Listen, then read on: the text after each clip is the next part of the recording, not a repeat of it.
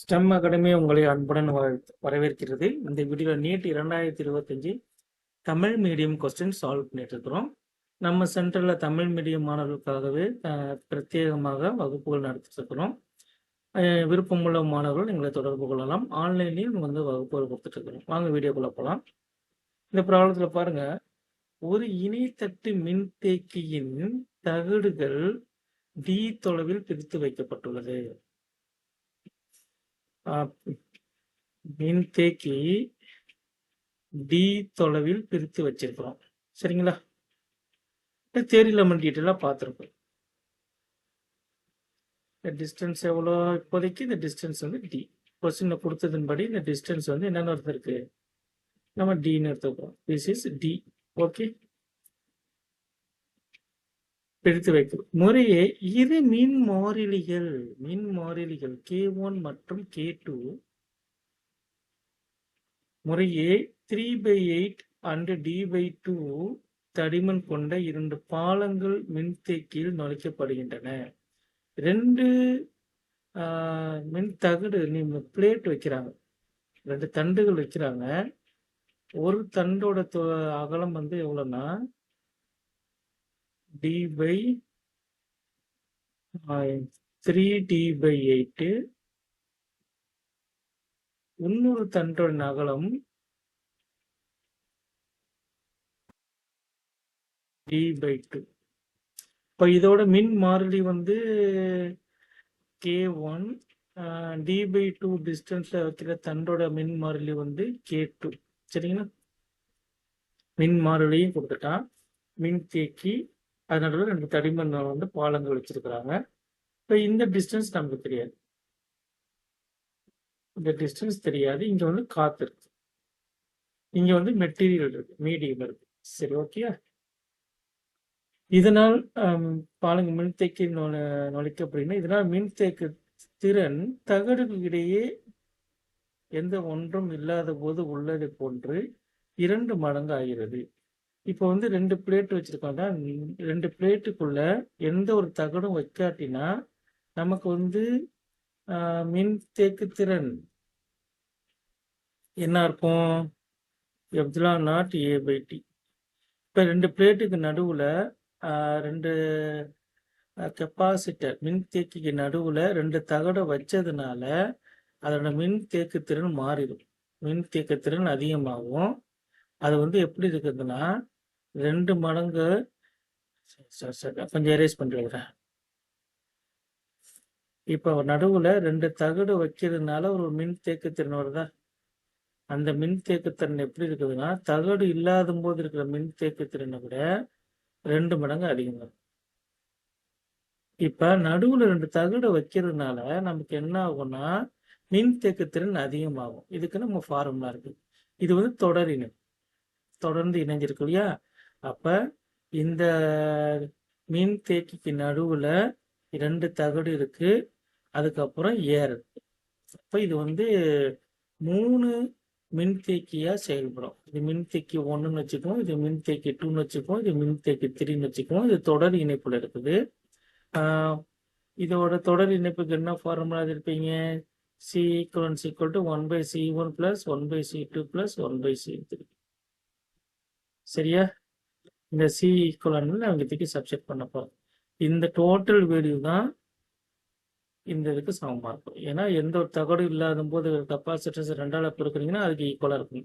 சரி, ஓகே. நம்ம இது மாதிரி இதை கண்டுபிடிப்போம். இப்போ 2 தகடு, ஒரு தகடோட தொலைவு D/8, இன்னொரு தகடோட தொலைவு D/2. இந்த தொலைவு என்னவா இருக்கும்?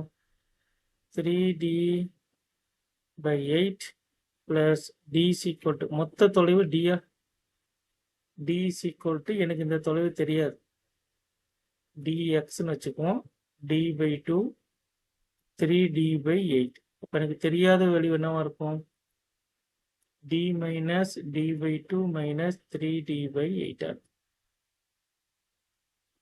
D minus D/2 is D/2, 3D/8. D common எடுத்துக்கோங்க. 1/2 minus 3/8 எவ்வளவு வருதுன்னு பாருங்க. D இங்க இருக்கு, 8 வச்சுக்கோமா. 4 மைனஸ் 3 d/8 வருது. அப்ப காத்து மட்டும் உள்ள மின்தேக்கியோட டிஸ்டன்ஸ், இந்த டிஸ்டன்ஸ் d8, இதோட மின் மாறிலி வந்து k இஸ் ஈக்குவல் டு 1. ஏருக்கு வந்து கேவோட வெளி வந்து என்ன இருக்கும், 1 இருக்கும். ஓகே, இப்போ நான் வந்து அன்னோன் டிஸ்டன்ஸ், தெரியாத டிஸ்டன்ஸை கண்டுபிடிச்சிட்டு இதை நான் எரேஸ் பண்ணிடுறேன். இப்போ வந்து 1/c ஈக்குவல் முதல்ல கண்டுபிடிப்போம். கண்டுபிடிச்சிட்டு இந்த ஈக்குவேஷனில் சப்ஸ்டிட் பண்ணிடுவோம். இந்த ஈக்குவேஷன் இந்த சமன்பாடில் சப்ஸ்டிட் பண்ணிக்கலாம். இப்போ முதல்ல C1 C equivalence equal to C1 நான் எதுன்னு வச்சிருக்கேன்னா ஏர் வச்சிருக்கிறேன். அதுக்கு ஃபார்முலா என்னது, f0 a பை டிஸ்டன்ஸ். இந்த டிஸ்டன்ஸ் எவ்வளோ, d/8. d/8 மேலே வந்து 8 இங்கே வந்துடும். ப்ளஸ் C2 வந்து நடுவில் இருக்குது. அங்கே வந்து தகடு இருக்குது இல்லையா, அப்போ மின் மாறிலினால நம்ம மல்டிப்ளை பண்ணி பெருக்கிக்கணும். தொலைவு எவ்வளோ, d/2 மேலே 2 வந்துடும். அப்புறம் மூணாவது பிளேட்டுக்கு வந்து நான் வச்சிருக்கிறேன் k1 f0 a by dனா 3d மேலே 8 வந்துடும். அவ்வளோதான், ஒரு எளிய கணிதம் தான். இப்போ டியை மேலே கொண்டு போயிருங்க, எல்லாத்துலேயும் டியை மேலே கொண்டு போங்க. டியை மேலே கொண்டு போங்க. f0 a 2 into k2 3d மேலே கொண்டு போயிட்டுனா f0 a 8k1. இப்போ 1/c ஈக்குவல் ஆகும். இன்னும் அதை சிம்பிளிஃபை பண்ணணும். இப்போ நான் இன்னொரு டேட்டா கொஸ்டின்லேருந்து எடுக்க போகிறேன்.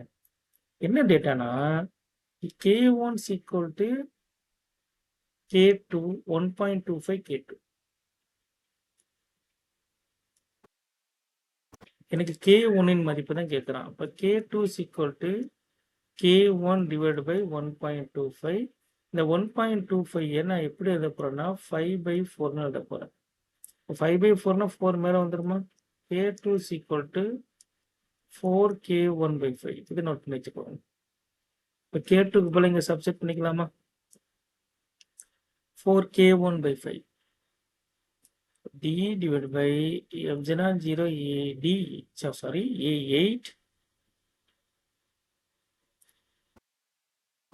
d divided by f0 a into 2, k2 is 2 into k1, sorry, 4 into k1 divided by 5, 3d f0 8k1.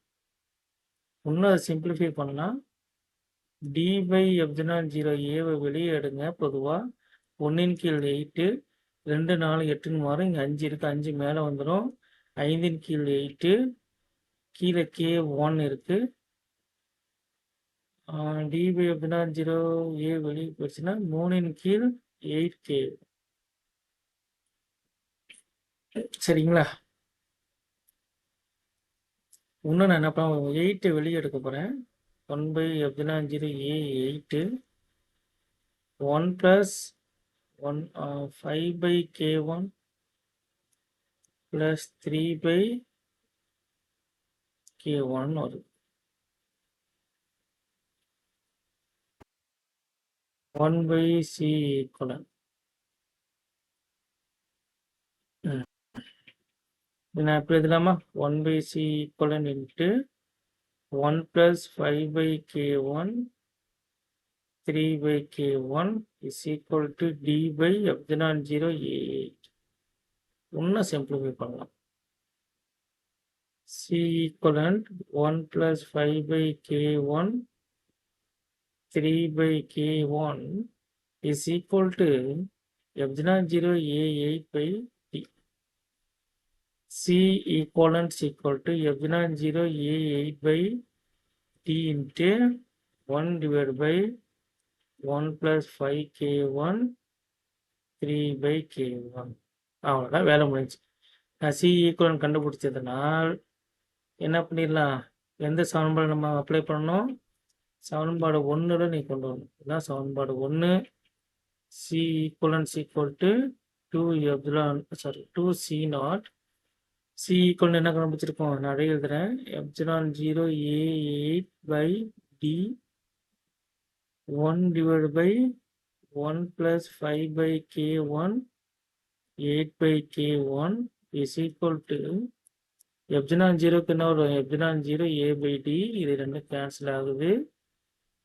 அப்போ 8 is equal to 2 of 1 by 5 by k1 plus 8 by k1 இந்த ரெண்டு கேன்சல் பண்ணலாம் 4 is equal to 1 plus 5 by k1 8 by k1 1 இந்த side கொண்டு வாங்க 5 by k1 8 by k1 is equal to 3 1 by k1 common எடுங்க 13 வருதா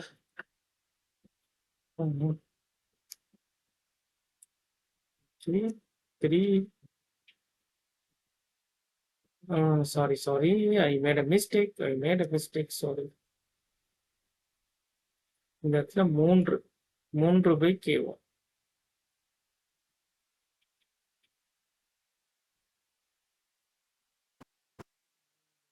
3 by k1 3 by இது 8 மாறும். இப்போ k1 is equal to 8 by 3 8 by 3 எவ்வளோ வருது 7 3 6 2 புள்ளி 6 3 10 இப்போ 2.6 k1 ஓட ஆன்சர் என்னது 2.6 சரியான விடை 4